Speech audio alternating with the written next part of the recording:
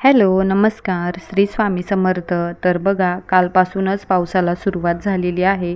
तर आज नवरात्रीचा 7वा दिवस आहे. म्हणजे कालपासून जो पाऊस चालू झालेला आहे, तो आजपर्यंत थांबलेला नाही.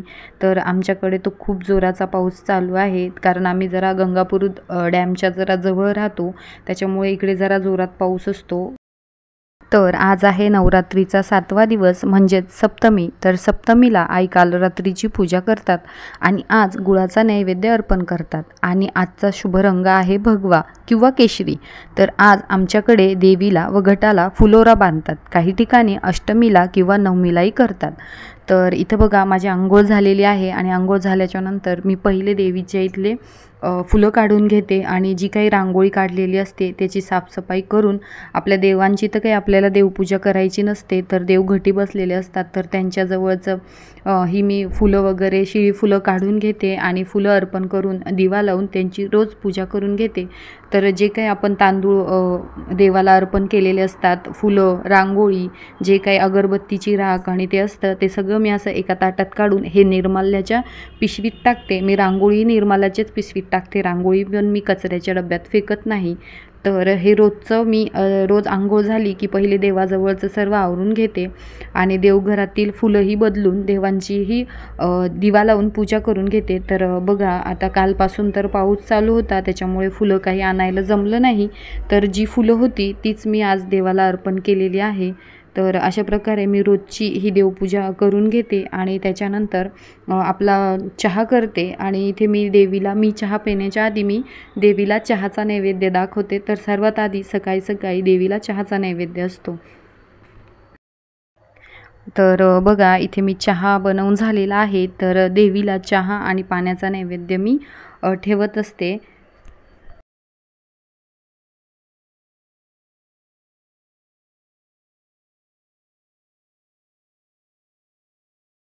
तर आज आमच्याकडे कडकण्यांचा फुलोरा करतात आणि तो घटाला बांधतात. तर आज मी कडकण्या बनवणार आहे. तर ह्या कडकण्या मी माझ्याकडे पहिल्यांदाच करणार आहे, कारण मी घट नाही बसवत. मी फक्त पूजा मांडणी करते आणि 9 दिवसांचे उपवास करते. तर झालं असं की काल आईंचा म्हणजे सासूबाईंचा फोन आला. तर त्या मला म्हणत होत्या की तू एवढे 9 दिवसांचे उपवास करते, पूजा मांडणी करते, तर प्रसाद म्हणून कडकण्या तू बनव. तर आई बोलल्या 1.25 पावशेराच्या मापाने कडकण्या बनव. तर इथे आता एवढा प्रसाद 1.25 पावशेराचा बनवल्या तर खाणारं एवढं कोणी नाही आहे.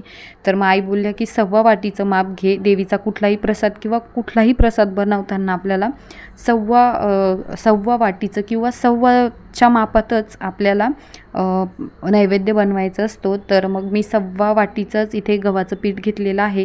तर आता हे गव्हाचं पीठ जे आपण रोजच्या चपात्यांना वापरतो ते चालत नाही. त्याच्यासाठी दुकानातनं नवीन मला पॅकेट आणावं लागलं आणि त्यातनं मोजून मी इथे 1.25 वाटी गव्हाचं पीठ घेतलेलं आहे. त्याच्यात चिमूटभर थोडंसं मीठ टाकलेलं आहे आणि हळद टाकलेली आहे. आणि आता इथं मी तुपाचं असं कडकडीत मोहनही टाकून घेणार आहे. तर मोहन मी 1 चमचा घेतलेला आहे.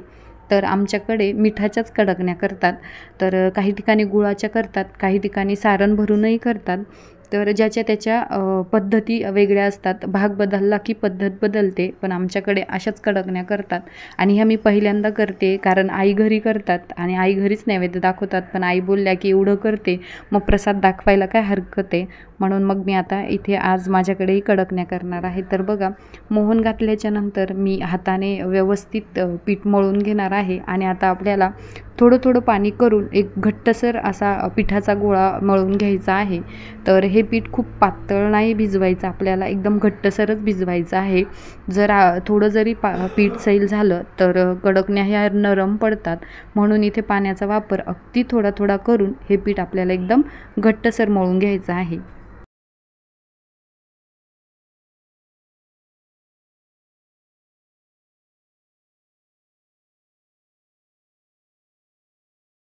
तर बघा, अशा प्रकारे आपल्याला पीठ चांगलं मळून घ्यायचं आहे आणि हा गोळा आपल्याला 20 ते 25 मिनटं असा झाकून ठेवायचा आहे आणि त्याच्यानंतरच आपल्याला कडकण्या मळायच्या आहे. हा पिठाचा गोळा जर आपण झाकून का ठेवायचा, तर जो आपण रवा वापरलेला आहे पिठात तो व्यवस्थित भिजतो.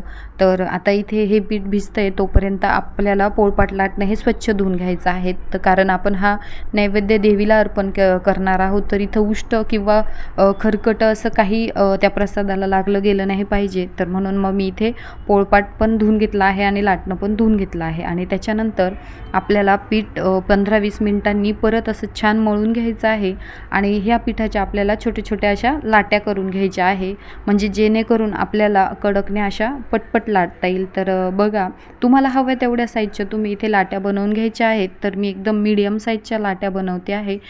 लाटा बनवल्यामुळे आपल्याला कडकण्या लाटायला खूप वेळ लागत नाही. आता इथे 1.25 वाटीचंच माप आहे, त्याच्यामुळे माझ्या कडकण्या थोड्याच आहे, पण 1.25 पावशेरचं माप असल्यावर कडकण्याही भरपूर असतात लाटायला, म्हणून लाट्या करून घेतल्या की कसं सोपं होतं. तर अशा प्रकारे मी आता एक एक करून सर्व लाट्या बनवून घेतलेल्या आहेत. आणि आता मी ही लाटीला पीठ वगैरे काही लावणार नाही आहे. हे कडकण्या मी तूप लावूनच लाटणार आहे. तर ही कडकण्या आपल्याला जेवढी तुमच्याकडनं शक्य होईल तेवढी पातळसर लाटून घ्यायची आहे.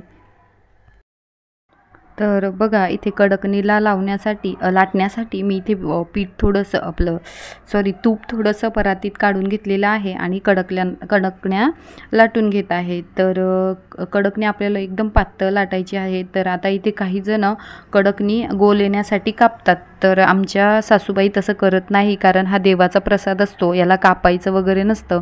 तर म्हणून जशी येईल तशी कडकणी आपल्याला ठेवायची आहे. आणि काही लोक याच्यात चमच्याने पण होल मारतात, तर तेही आम्ही करत नाही. तर आई ओरडतात, सासूबाई रागवतात. तर जशी सासूबाईंची पद्धत आहे आम्ही त्याचप्रमाणे इथे मी कडकण्या लाटून घेते. तर बघा, एकदम पातळ अशी कडकणी आपल्याला लाटून घ्यायची आहे. तर कडकणी लाटताना आपल्याला पोळपाटाचा खालचा भाग दिसेल इथपर्यंत पातळ अशी कडकणी आपल्याला लाटायची आहे. जर कडकणी जराशीही जाड राहिली तर तिला बुडबुडे किंवा फुगे येतात आणि कडकणी नरम पडते, म्हणून तुम्हाला जेवढी शक्य होईल तेवढी पातळशी कडकणी अशी लाटून घ्यायची आहे. तर इथे बघा, माझ्या सर्व कडकण्या लाटून झालेल्या आहेत. तर आता आपण ज्या तेलात कडकणी तळणार आहे ते तेल पण आपल्याला वापरातलं घ्यायचं नाही, ते तेल पण आपल्याला नवीनच पिशवी घ्यायची आहे.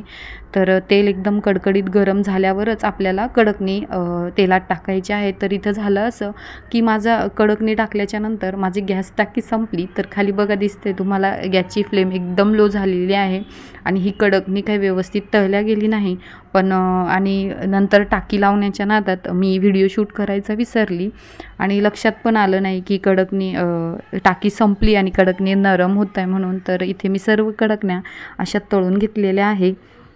तर बघू शकता, आता ही तोडून तर मी काही तुम्हाला दाखवू शकत नाही, पण एकदम अशा कडक झालेल्या आहे. आता ह्या कडकण्यांचा नैवेद्य मी देवाला अर्पण करणार आहे. तर आज गुळाचा नैवेद्य आहे. तर इथे मी आता छोटी भेली तर काय नव्हती माझ्याकडे, ही जी मोठी भेली होती त्यातनंच मी एक गुळाचा खडा देवाच्या नैवेद्यासाठी काढून घेतलेला आहे. आणि आता मी आपली चहाचा जो नैवेद्य आहे तो मीच घरातल्या कोणालाही देते प्यायला, तो काय मी टाकत नाही. तर चहाचा नैवेद्य मी उचलून घेतला. त्याच्यानंतर इथे गुळाचा नैवेद्य आधी देवीला दाखवून घेतला आणि त्याच्यानंतर आपण ज्या कडकण्या बनवल्या आहेत त्या मी इथे ठेवून घेते आहे पाटावर. तर आता इथे मी घट मांडलेला असता तर मी ह्या कडकण्यांचा फुलोरा करून घटाला बांधल्या असत्या, पण मग मी आता आईंनी सांगितलं की तू देवासमोर जेवढ्याही केल्या असतील तेवढ्या ठेवून घे. आणि कडकण्यांचा नैवेद्य अर्पण केल्याच्या नंतर आरती करून घेतली. तर कसा वाटला तुम्हाला आजचा हा व्हिडिओ? आवडला असेल तर मला कमेंट करून नक्की सांगा. आणि व्हिडिओ आवडला तर व्हिडिओला लाईक, शेअर आणि चॅनलला सबस्क्राईब करायला विसरू नका. भेटूया पुढच्या नवीन एका व्हिडिओत. तोपर्यंत श्री स्वामी समर्थ.